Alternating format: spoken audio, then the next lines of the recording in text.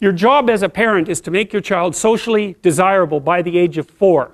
Like you want to burn that into your brain, because people don't know that. That's your job.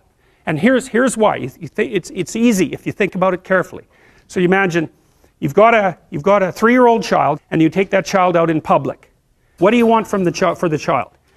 You want the child to be able to interact with other children and adults, so that the children are welcoming and smile and want to play with him or her, and so the adults are happy to see the child and treat him or her properly.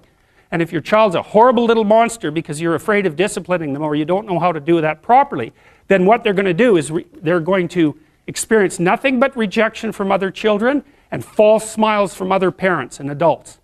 And so then you're throwing the child out there into a world where every single face that they see is either hostile or lying.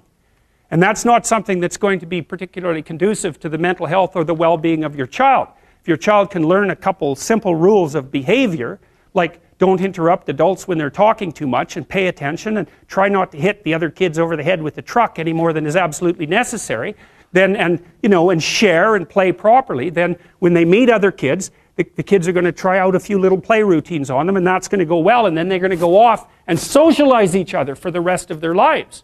Because that's what happens, is that from 4 years old onwards, the primary socialization with children takes place among other children. And so if the kids don't get in on that early, they don't move into that developmental spiral upwards, and they're left behind. And then the peers leave them behind, and then those kids are alienated and outside the peer group for the rest of their life.